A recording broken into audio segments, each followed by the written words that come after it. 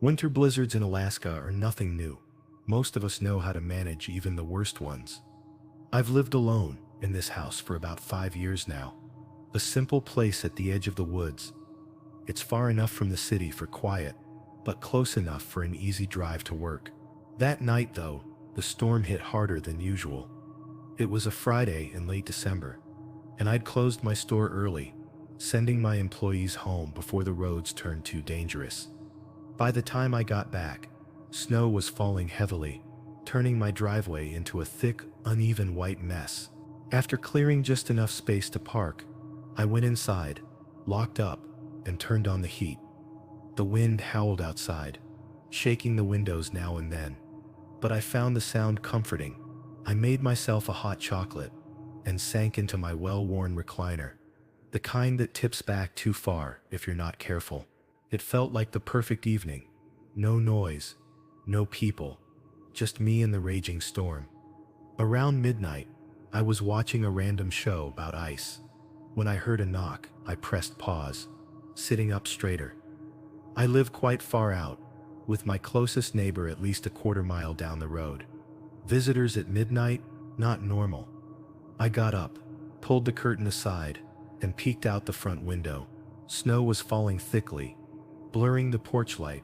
No one was there, just the wind swirling snow across the yard. Then I saw boot prints. They led right up to my door and back down the steps. They were fresh, two sharp edges, no snow filling them in yet. Opening the door was out of the question. The wind would have blasted snow straight into my house. Besides, something about those prints unsettled me. I stood there for a moment, my hand hovering over the deadbolt, listening. Nothing but the wind. After a minute, I locked the door again and went back to my recliner, trying to shake it off. Maybe someone was lost. Maybe it was just a random hiker. But deep down, it felt wrong. About an hour later, the second knock came. This time, it wasn't at the front door. It came from the side of the house, near the kitchen window. I quickly stood up, my pulse quickening, and grabbed the flashlight I kept by the door. The kitchen window was totally covered in frost, so I couldn't see much. I turned off the indoor lights and aimed the flashlight outside. Nothing. The snow outside that window was untouched. No footprints, no signs of anyone moving. But the knock had been real. I was certain. I stayed there for a while, flashlight in hand, scanning the yard. A few minutes passed, and I told myself it was just a tree branch, or maybe even the storm playing tricks. I turned the lights back on, locked all the windows, and went to bed, leaving the flashlight on the nightstand. I woke up to a third knock. This one was louder. It came from the back of the house, near the sliding glass door that led to the deck. My heart sank as I sat up, trying hard to hear over the wind. Sliding out of bed, I grabbed the flashlight and crept down the hall. The sliding door was locked. I checked it at her, but the curtain wasn't closed. I paused a few feet away and looked out. The deck was empty. The snow-covered deck beyond the glass was undisturbed. No tracks, no signs of anyone standing there. But the knocks had been real. 3 sharp taps as clear as day. I stayed there for a while, staring out into the swirling snow. The only thing visible was the faint outline of the woods beyond the yard. The rest of the night was worse. The knocks didn't stop. They came every hour, sometimes louder, sometimes softer. Front door, side windows, back door. They moved around the house like someone was circling it. At one point, I thought I heard faint footsteps crunching through the snow. But when I looked out, there was nothing. The storm was too strong to go outside. And even if I could, what was I supposed to do? Chase after invisible knocks in a blizzard? I spent the rest of the night on edge, flashlight in hand, every light in the house blazing. By morning, the storm had calmed, the wind had stopped, and pale sunlight peeked through the cloudy sky. I stepped outside carefully, wrapped in my thick coat and boots. The yard was quiet, the snow deep, but untouched in some areas. But as I walked around the house, I started to notice footprints. They weren't just at the front door or the deck. They were everywhere. Boot prints circled the house, weaving between the windows and doors. Whoever had made them had walked around the house several times, stopping at every entrance, every window. But when I reached the edge of the woods, what stood out most was that the footprints continued deep into the forest, weaving between trees. So I decided to follow them. About 200 yards in, the footprints changed. I stopped cold when I saw them merge with something else. Tire tracks. The faint marks of a snowmobile had flattened the snow, the path curving off into the distance. I knelt down to look closer. The tracks weren't fresh. A thin layer of snow covered them, likely from the storm that had lasted into the early morning. Whoever it was had planned this. They'd left just before daylight, knowing the snowfall would hide their escape. I stood there for a while, staring at the path, wondering if I should go further. But the snowmobile's trail was faint, barely visible now, and I wasn't equipped to hike through miles of wood. Back at the house, I called the police. 2 officers arrived. About an hour later, a younger guy and an older one, who clearly knew the harsh cold of Alaskan winters. They listened as I told them what had happened, their faces changing from doubtful to serious. When I mentioned the snowmobile tracks, the younger officer raised an eyebrow. Could be kids messing around. The older officer shook his head. Not many kids riding through blizzards at night, he said, giving the younger guy a look. They followed the tracks into the woods, but returned within 50. The snow had almost completely filled them in by then, too faint to follow. This wasn't random, the older officer said. Whoever it was knew exactly what they were doing. A lump formed in my throat. What do you think they wanted? Hard to say. Could have been someone looking for shelter. Or maybe they just wanted to scare you. That word didn't even begin to describe it. After the officers left, the unease settled over me like the heavy snow outside. I couldn't stop picturing the footprints circling my house, and the snowmobile waiting like a getaway car. This wasn't some harmless joke. Whoever it was had planned this, creeping around my home during the storm, knowing I wouldn't dare go outside. By mid-afternoon, I knew I couldn't face another night without taking stronger action. So I grabbed my jacket and drove into town. The nearest gun store was about 20 miles away. The drive felt surreal, like I was living someone else's life. I'd never been a fan of firearms, but after last night, the thought of being defenseless if someone came back was something I couldn't live with. I left the store with a 9mm pistol, a hunting rifle, and enough bullets to feel like I stood a chance if things ever got worse. The clerk even gave me a quick lesson on how to handle and store them properly, though his last words stuck with me more than anything else. Don't go looking for trouble, but make sure you're ready if it finds you. That night changed everything for me. From then on, the pistol stayed on my nightstand, easy to reach, and the rifle remained by the front door, ready for anything. I had always loved living out in the woods, the solitude, the quiet, the feeling of freedom, and I wasn't about to let some creep take that away. Sure, I was shaken. Who wouldn't be? But I'm not the type to give up easily. If someone tried something like that again, they'd get a very different welcome than a dark, quiet house. I refused to let fear take over. This was my home, my peaceful spot in an otherwise crazy world. And I wasn't going to let anyone make me feel like a prisoner here. I'd always loved the stillness of winter storms, how the snow covered everything and made the woods feel like another realm. Now I saw storms differently. They weren't just peaceful. They were a hiding place, a cover for anyone lurking just beyond the trees. But instead of running away, I made a choice. If anyone wanted to return and try their luck, I'd be ready to meet them this time, on my terms. Because out here in the quiet woods, You either learn to protect what's yours, or you let someone else take it from you. And I wasn't about to let that happen. I still don't know who they were, or what they wanted. Maybe it was a prank. Maybe it was something worse. But every time the snow starts falling and the wind howls through the woods, I find myself checking the locks, looking at the rifle by the door, and wondering if they'll come back. And if they do, this time I'll be ready. Duluth winters are harsh for sure, but for someone like me who loves ice fishing, they're also a perfect playground. There's a deep satisfaction in facing the cold, cutting a hole in the ice, and patiently waiting for that tug on the line, with only the wind and the creaking ice around you. Growing up, my dad and I would brave the bitter Minnesota cold to fish together, his old coffee thermos steaming between us. Even after he passed, ice fishing became my way to feel close to him. That's what brought me to the lake that day. It had been a tough week at work.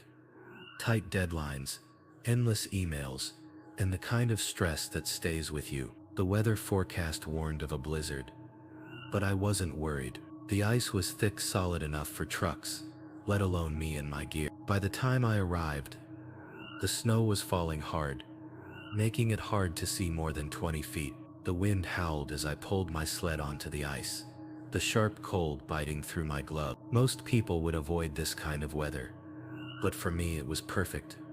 No crowds, no distractions, just me and the lake. After drilling my holes and setting up my small shelter, I settled in. The propane heater hummed softly, making the space warm as I put bait on my line. The storm outside made everything feel even more isolated. I leaned back in my chair, letting the quiet wrap around me like a blanket.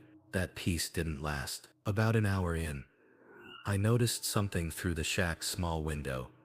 A dark shape standing in the distance. Through the swirling snow, I could just make out a man's outline. He wasn't moving, just standing there facing me. At first I thought it might be another fisherman, but as I squinted through the frost-covered window, I remembered there hadn't been any other cars in the parking lot. Whoever he was, he'd gotten here on foot.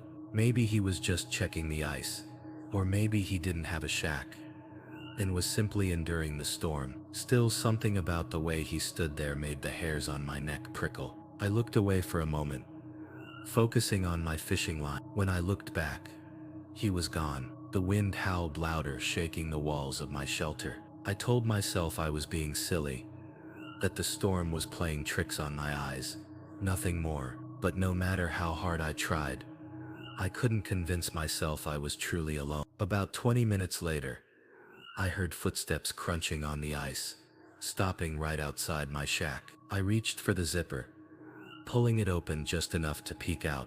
He was there, tall, bundled in a thick coat and hat, his face mostly hidden by a scarf. He stood a few feet away, his breath visible in the freezing air. "You shouldn't be out here," he said, his voice deep and rough. I was caught off guard. "What? The ice?" I asked.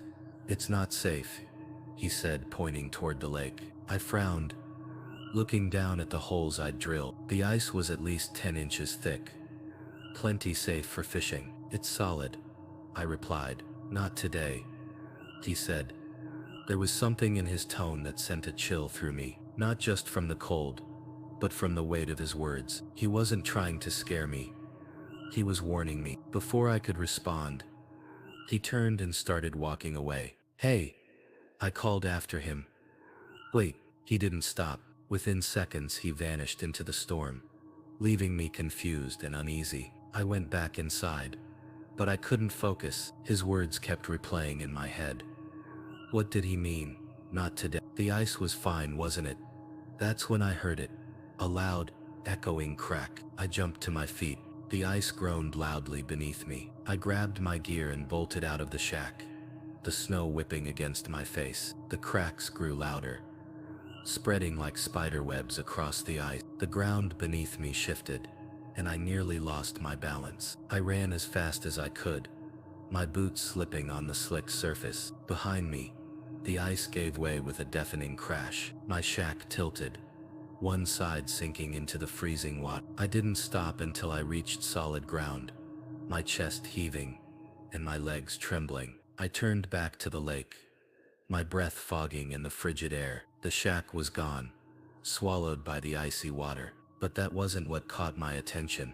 Out on the ice, where I'd seen the man, there was nothing. No footprints, no tracks, no sign he'd ever been there. I stood there for a long time, staring at the empty lake. Who was he? How did he know the ice wasn't safe? And where had he gone? When I got home, I couldn't stop thinking about it. I asked around, but no one else had been out on the lake that day. A friend mentioned old stories about spirits warning people of danger, but I wasn't sure I believed that. All I know is I haven't been back to that lake since. Maybe someday I will, but for now I'm sticking to solid ground. When you spend most of your days on busy construction sites, surrounded by the loud noise of tools and talking coworkers, you start to truly value rare moments of peace. Building homes with a team is rewarding, of course, but sometimes you just need quiet time. That's probably why I didn't think twice about renting a remote cabin on Mount Hood for a long weekend. I needed a break from the constant noise,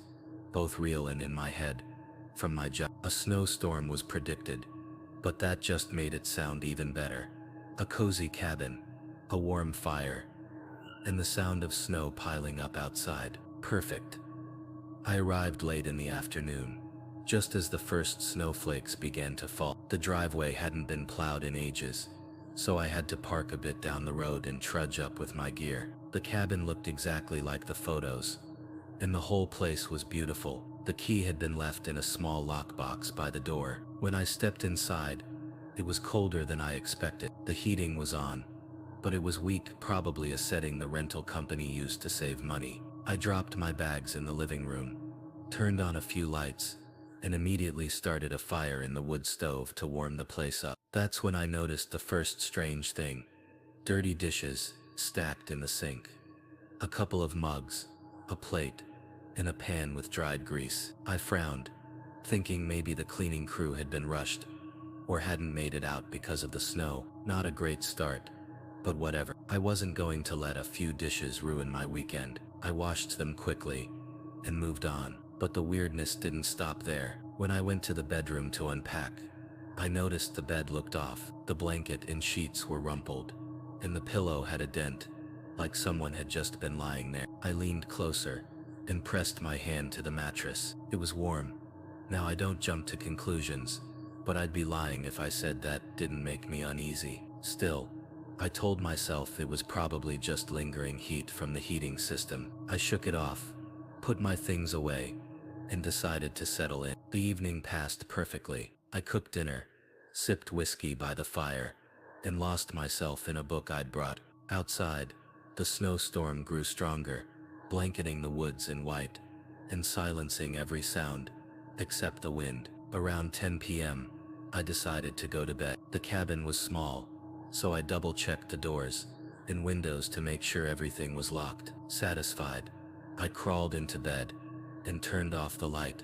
Somewhere around midnight, I started hearing faint noises. At first I thought it was just the wind, or the snow shifting on the roof. But then there was a soft creak, like a floorboard groaning, underweight. I sat up, but the sound didn't come again. It's an old cabin, I mumbled to myself. Wood expands, things shift, relax. Still, I grabbed my flashlight from the nightstand and quickly checked the cabin. Nothing. The doors were still locked, the windows secure, and the snow outside was undisturbed. So I went back to bed and eventually fell asleep. When I woke the next morning, the storm had passed. I made a cup of coffee and stepped onto the porch to take in the view. That's when I saw the footprint. They started at the back door, clear and distinct, leading away from the cabin and into the woods. My stomach tightened. I set my coffee down and walked around to get a better look. The prints were fresh, sharp edges,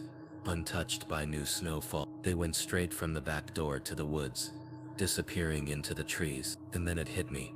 The faint noises I'd heard during the night. Whoever had left those dirty dishes in the warm bed hadn't left the cabin before I arrived. They'd been hiding somewhere, waiting until I fell asleep to sneak out. I stared at the footprints for what felt like forever, a sickening realization settling in. They'd been there, staying hidden, watching for the right moment to leave. The strange noises I'd dismissed last night weren't the wind or the creaking of an old cabin. They had been someone moving around. I decided to call the rental company. Their response was immediate. Apologies flowed from the person on the other end, mixed with excuses about how they didn't know anyone had been staying in the property illegally. They offered me a full refund, practically begged me to leave, but I wasn't about to cut my trip short over. "I'll stay the last night," I said firmly.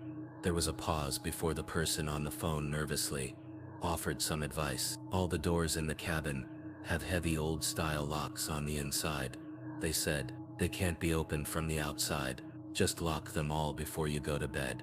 Okay? That way, even if the person comes back, they won't be able to get in." Okay. It was something. After hanging up, I spent the rest of the afternoon making the place safe. I checked every door, every window, testing the locks to make sure they worked. The cabin's age worked in my favor. Those heavy-duty manual locks were solid, built to last, and couldn't be picked or messed with from the outside. By the time I was done, the place felt like a fortress. That night, the wind howled outside, and the snowstorm raged on, but the cabin was silent. I sat by the fireplace with a cup of coffee. The thought of a stranger in the cabin stayed with me long after. Where had they been hiding? The attic? The crawl space? Or had they slipped out right under my nose? I didn't sleep much that night. Every so often, I'd hear a noise, a branch snapping outside, the wind rattling, a window, and my eyes would dart to the door, expecting to see someone trying to force their way in. But the locks held, and the cabin remained safe. In the morning, I packed my things and left. I didn't bother calling the rental company again. I'd had enough of their apologies. As I drove down the snowy mountain road, I couldn't help but look in my rearview mirror, expecting to see someone standing in the distance, watching me leave. That experience stayed with me. Even now when I rent cabins, I make sure to check every part of the place before settling in, and pay extra attention to any sign that someone might have been there before me. Because the truth is, you can never be too careful. Even in the most remote, peaceful places, you're never truly as alone as you think you are. Driving through Taos, New Mexico, in March, is usually amazing. The snow-dusted mountains against the endless sky, the way the light breaks through the clouds. It's a photographer's dream. That's why I was out there, even with a snowstorm warning. I've done this before. Jump in my car, find a beautiful spot, and take some photos. This time, I hope to capture the strong look of the storm moving in. Over the Sangre de Cristo mountain, the roads were already getting slippery when I turned onto a winding back road that ran along the mountain's edge. This wasn't part of my first plan, but I'd seen a promising view and couldn't resist. The problem with chasing the perfect picture is you don't always think about simple things, like whether the road you're on will still be clear in an hour. And as the snow started falling harder, that decision came back to haunt me. The snow was non-stop, thick flakes, sticking to my windshield faster than my wipers could clear them. The road got narrower, with steep drops on one side, and huge evergreen trees on the other. I thought about turning back, but when I tried to find a place to do so, my tires hit a patch of ice, hidden under the snow. The car slid sideways, and before I could react, I felt the crunch of snow swallowing my wheels. I tried everything, rocking the car, spinning the wheels, even shoveling with my hands, but it was no use. The snow held me tight. Frustrated and a little scared, I got back into the car and checked my phone. No signal, of course. Still, I wasn't panicking yet. I had a full tank of gas, blankets, and snacks. Worst case, I'd just have to wait it out until someone came along. About an hour later, headlights cut through the swirling snow behind me. I felt a much-needed wave of relief as a pickup truck pulled up and stopped a few feet away. The driver's side door creaked open, and a man stepped out. He was heavily dressed in a thick jacket and beanie. "You all right there?" he called out. I opened my window a crack. "Yeah, just stuck. I was hoping someone might come by." He nodded slowly, taking a step closer. "I can give you a ride to town. It's a ways back though. You sure you want to stay out here in this storm?" His tone wasn't exactly threatening, but something about it felt off. Maybe it was the way he paused on his words, like he was testing how desperate I was. Or maybe it was the way he kept looking at my car, like he was more interested in it than me. "I'm okay," Thanks, I'll wait here. I'm sure the storm will pass soon. He studied me for a moment. Storm's only getting worse, he said. Could be all night before anyone else comes by. I tightened my grip on the steering wheel. I'll take my chances. He stood there for a long moment, snow piling on his shoulders. Then he nodded once, almost to himself, and said, "Suit yourself." But he didn't leave. Instead of getting back into his truck, he walked around my car. At first I thought he was just checking it, maybe trying to see if he could pull me out, but then he circled again, slowly this time, his hand brushing against the car's hood like he was marking his territory. I reached for the lock button and double-checked every door, just in case. Finally, he stopped near my window and leaned down, his face uncomfortably close. "You sure you don't want to ride?"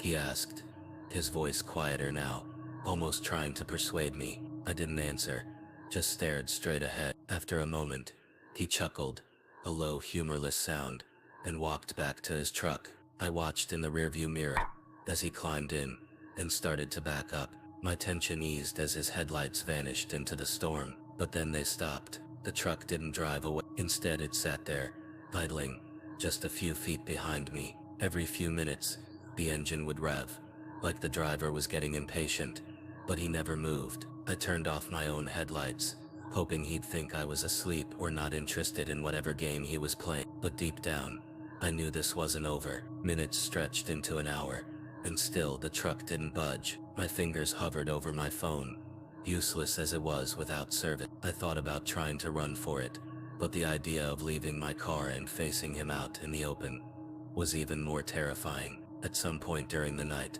the truck finally left. I didn't see it go.